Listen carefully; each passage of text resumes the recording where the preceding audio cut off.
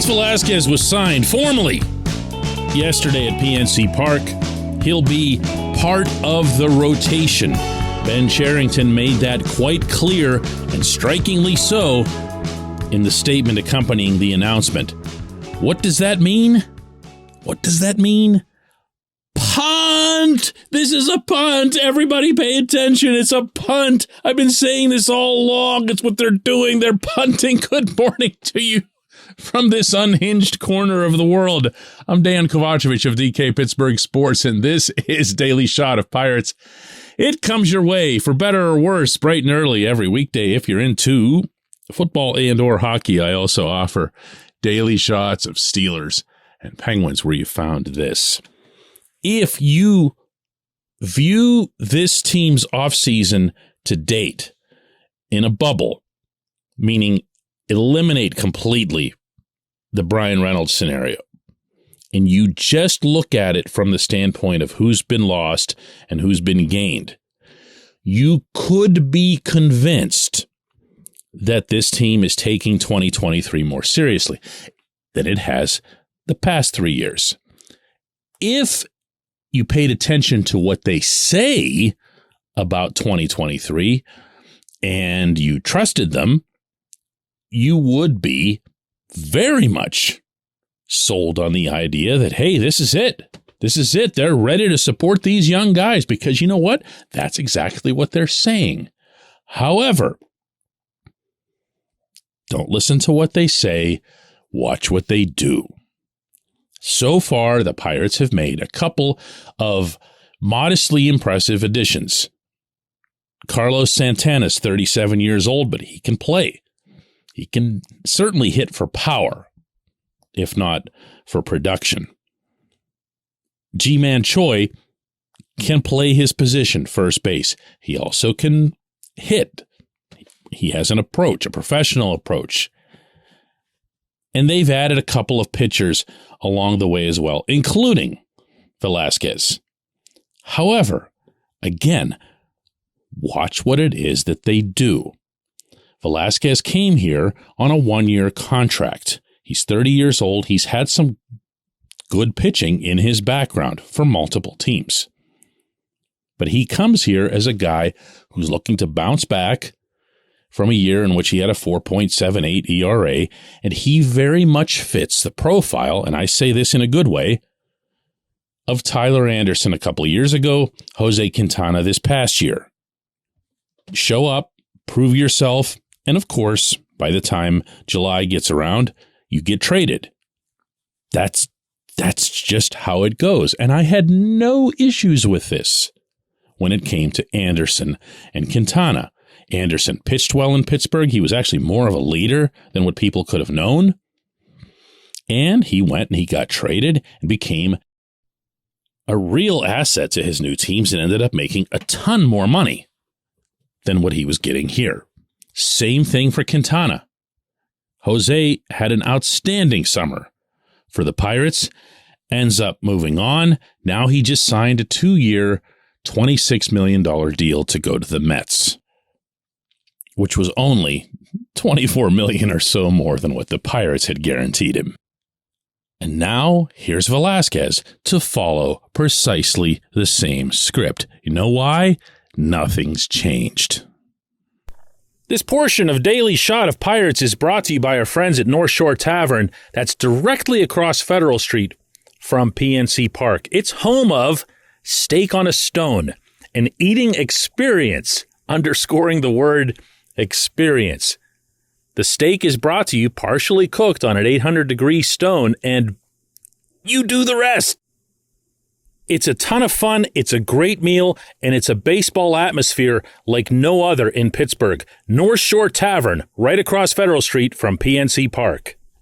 Those who are inclined to trust the Pirates' management from the top down might counter this by saying, well, hey, what if they're not done? Who's to say they're done? There's plenty of time between now and spring training. They could bring in another starter or even two. To which I'll very conveniently counter, look at this rotation and tell me who they're going to block. And I don't mean to make it sound like they've got, the 1970 Baltimore guys going out there.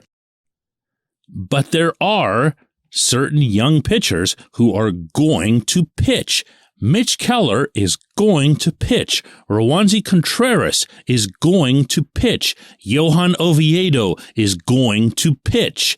Beyond that, it gets a little bit murkier for different reasons. But Luis Ortiz, when he's ready, and I think that's now, but they're going to disagree on that, and they're going to end up getting him his Super 2 time and whatever else. He's not going to be here, but when he's ready, he's going to pitch. JT Brubaker, I know what the results are. I know how up and down they've been. I also know that he cut his home runs down this past season, and he is a legitimate right-handed starter in the major leagues. He's going to pitch.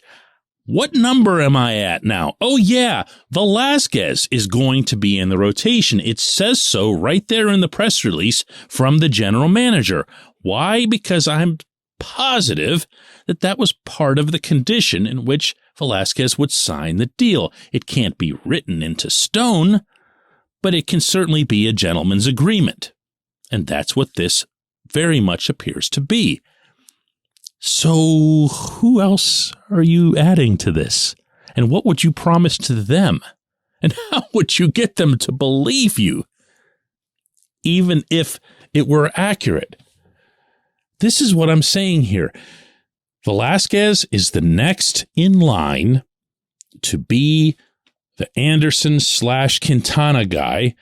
If things don't go well for the team, and they won't, he'll get traded. And everything will be exactly the way it was. And you can say the same thing about Santana and Choi and bringing back Tyler Heineman on a minor league deal earlier this week to be a catcher, because they're not going to mess with Super 2 on their prospects because, oh no, we need to save money several years down the line. Nothing has changed. Not one thing. You could have yourself a couple of hours where you'd get a little bit geeked about Santana coming here, and you'd put on his highlights from Seattle, and he's leading the Mariners to their first playoff appearance in 1 billion years. And it doesn't matter. It doesn't matter. They've done nothing. Oh, wait. They have done one thing. They've alienated and soon will lose their best player. And when we come back, J1Q.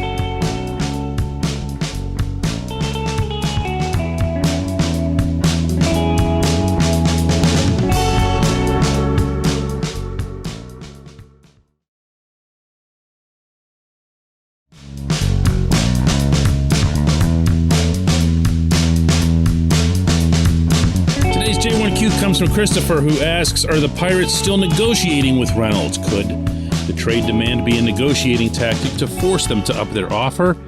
They have time, or is the trade demand the end of negotiations? My understanding, Christopher, is that this was pretty bad, this breakdown between the two. This is not normal in this business, not in baseball, not in any of the major professional sports, where you begin a negotiation toward what's essentially the contract of a lifetime, if not necessarily a lifetime contract for that athlete. For the process that I just described to even get off the ground, there's got to be some mutual trust. There's got to be some mutual love. The player has to really want to stay to even entertain the discussion.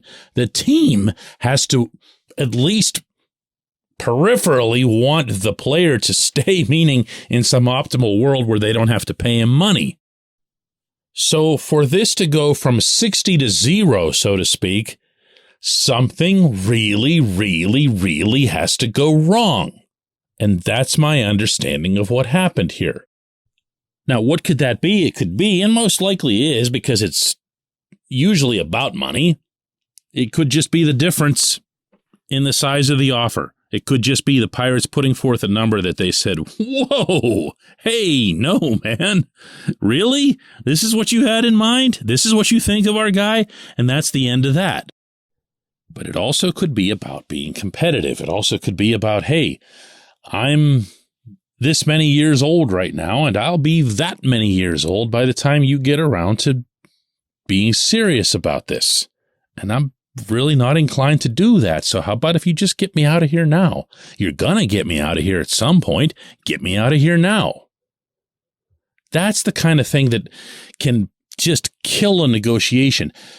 The reason that I keep emphasizing again and again the going public with this trade demand, which is what the Reynolds camp did, the CAA, his agency, and his representatives, that's intended to burn the bridge. That's not something that you just accidentally blurt out. That's something that you want to have out in order to do as much damage as possible so that the team will take seriously the demand and to try to tie the team's hands. If you think about it, without boring everybody with Major League Baseball's processes for free agency and all that other stuff, this is the only real weapon someone like a Reynolds has because he is the Pirates' property, in theory, for the next 3 years through arbitration. And that's where it gets a little bit murky. Did they just send up an alarm for the sake of sending up an alarm? Maybe. I don't know. Would they still be open to listening to Ben Cherington if he called up and said, hey, by the way, how about if you make a counteroffer and it's totally not regarding what it was that we sent you initially? Let's just start from scratch. You send us an offer. Would they listen to it? Sure they would. Sure they would. Because they know that the Pirates, again, using this term, in theory, would be able to pay their guy the money that he'd want. So why would you hang up the phone on that? But when it's gotten to this point, Christopher, it's not generally the kind of thing where there's some great big happy U-turn to be found. I appreciate the question. I appreciate everyone listening to Daily Shot of Pirates. We'll do another one of these tomorrow.